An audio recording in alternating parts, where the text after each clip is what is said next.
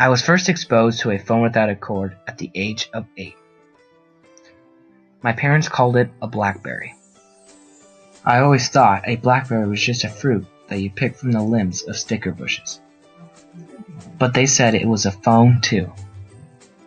Amongst my confusion, my parents told me that I could use this shiny red phone to call them in case of an emergency, or to tell them when I'm ready to be picked up from school. So I did. Every day after school, I would call or text my parents to tell them I was ready to go home.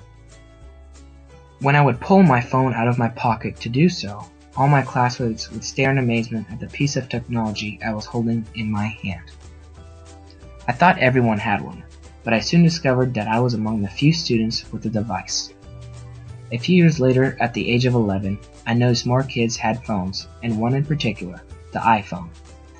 I told my parents I wanted one, and they got me an iPhone 3GS. I used this phone for more than just communicating with my parents. I played games, made art, took pictures, recorded video, and interacted with friends on my phone. I was becoming attached to it. Everywhere I went, I had to bring it with me. It was my way to stay connected to my friends. Without my phone, I felt lonely. This loneliness I experienced without my phone's presence became apparent at the age of 16 when I dropped my phone in the ocean. That day, I entered the water and realized my swim trunks were a little heavier than usual. I checked my left pocket, and sure enough, my iPhone 5 was in my pocket.